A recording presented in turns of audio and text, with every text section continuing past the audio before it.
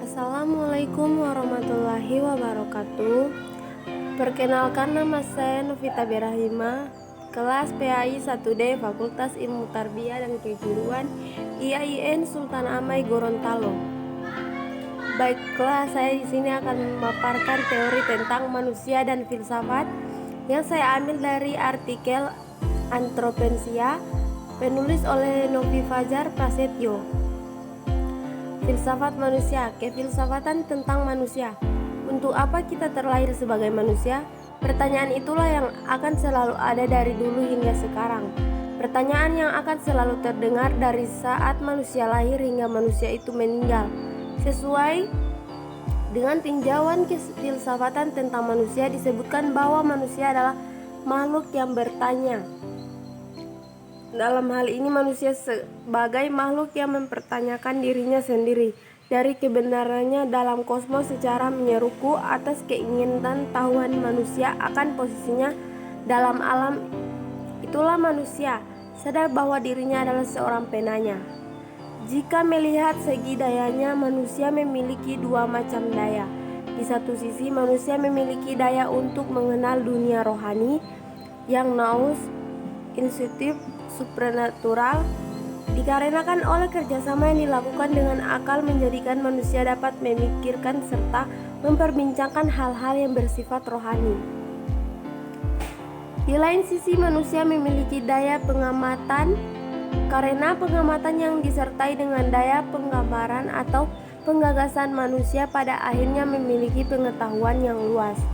Filsafat adalah suatu pemikiran dan kajian kritis terhadap kepercayaan dan sikap yang sudah dijunjung tinggi kebenarannya melalui pencairan dan analisis konsep dasar mengenal bidang kegiatan pemikiran seperti prinsip, keyakinan, konsep dan sikap umum dari suatu individu atau kelompok untuk menciptakan kebijaksanaan dan pertimbangan yang lebih baik. Nah, pengertian secara etimologi, filsafat berasal dari bahasa Yunani yang terdiri dari kata philos dan berarti cinta dan sophia yang berarti kebijaksanaan. Secara etimologis, filsafat berarti cinta kebijaksanaan, love of wisdom. Sehingga seorang filsuf adalah pecinta, pendamba atau pencari kebijakan. Sedangkan filsafat menurut para ahli yang pertama, pengertian filsafat menurut para ahli Aristoteles. Filsafat adalah ilmu pengetahuan tentang kebenaran yang meliputi logika, fisika, metafisika, dan pengetahuan praktis. Menurut Plato, filsafat adalah ilmu pengetahuan tentang hakikat.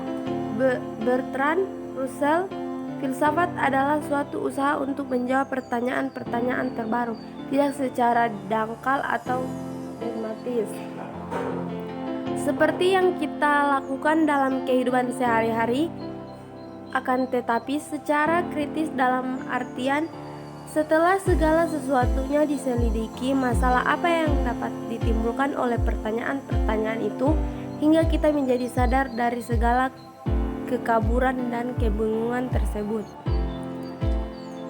Ciri-ciri filsafat menurut Fadil Lubis. Filsafat memiliki 3 ciri utama, yakni universal atau menyeluruh, yaitu pemikiran yang luas dan tidak aspek tertentu saja.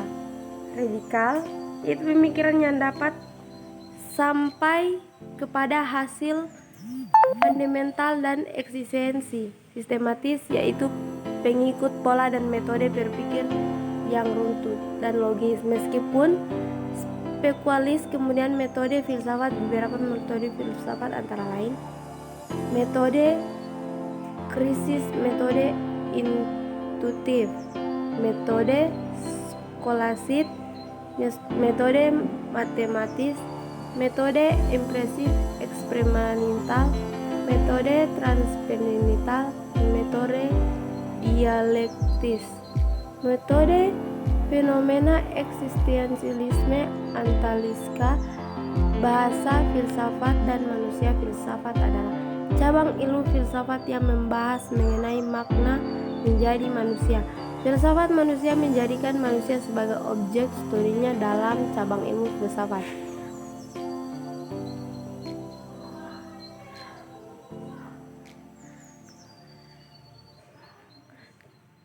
Manusia akan mengajukan pertanyaan mengenai diri mereka sebagai manusia. Manusia, untuk apakah kita lahir sebagai manusia? Pertanyaan inilah yang akan selalu ada dari dahulu hingga sekarang. Pertanyaan yang akan selalu terdengar dari saat manusia lahir hingga manusia itu meninggal. Sesuai dengan tinjauan kefilsafatan tentang manusia, disebutkan bahwa manusia adalah makhluk yang menyeluruh atas keinginan tahuan manusia akan posisinya dalam alam. Itulah manusia sadar bahwa dirinya adalah seorang penanya. Jika itu menurut jauh ke belakang, sebelum manusia mengenal peradaban, persoalan-persoalan filsafat sudah menjadi bagian dari keindahan seorang manusia. Pemikiran filsuf tentang manusia. Ada beberapa pandangan para filsuf mengenai manusia. Manusia memiliki elemen dalam dirinya, yaitu jiwa dan tubuh.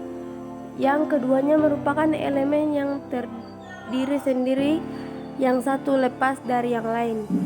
Jiwa berada di dalam tubuh layaknya berbagai kejahatan, dan jiwa berada dalam tubuh yang demikian itu. Makna tubuh merupakan penjatra jiwa. Menurut pemikiran Plato, jiwa manusia terdiri dari 3 bagian, yaitu nous,